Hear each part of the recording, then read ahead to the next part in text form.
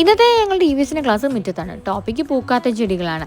അങ്ങനെ ഞങ്ങളുടെ കുഞ്ഞു പിള്ളേരെ കൂട്ടിക്കൊണ്ട് ഞാൻ പുറത്തോട്ട് ഇറങ്ങിയിട്ടുണ്ട്. അല്പം ഔട്ട്ഡോർ പരിപാടികളും കൂടെ ആയിക്കൊള്ളാമല്ലോ. ക്ലാസ്സിൽ തന്നെ ഇരുന്നാൽ എന്ത് പറ്റും? അപ്പോൾ ഞാൻ പറഞ്ഞു ബാഗും പുസ്തകവും ഒന്നും വേണ്ട, കണ്ണും കാതും മാത്രം എടുത്താൽ മതി. അങ്ങനത്തെ 2 പേര് എൻ്റെ കൂടെ പോന്നിട്ടുണ്ട്. ചുറ്റുപാടുള്ള ചെടികളൊക്കെ നിരീക്ഷിച്ചു. അതുപോലെ തന്നെ ഫേൺസും മഷ്റൂമും പായലും ഒക്കെ അവർക്ക് സുപരിചിതമായിരുന്നു. അപ്പോൾ കണ്ടുപിടിച്ചപ്പോഴും തൊട്ട് പഠിച്ചപ്പോഴും അവർക്ക് കൂടുതൽ പഠിക്കാൻ പറ്റിയിട്ടോ. അതുപോലെ തന്നെ ഇലയുടെ പ്രാധാന്യവും ഉണ്ടായിരുന്നു. പൂക്കുന്ന ചെടികളിൽ പൂവാണ് പ്രധാനമെങ്കിൽ ഈ പൂക്കാത്ത ചെടികളുടെ ഹീറോ ഇവയുടെ ഇലകൾ തന്നെയാണ്. അങ്ങനെ പലതരം ഇലകളും തൊടിയിലുള്ള എല്ലാ സസ്യങ്ങളും മനസ്സിലാക്കാൻ പറ്റി കേട്ടോ.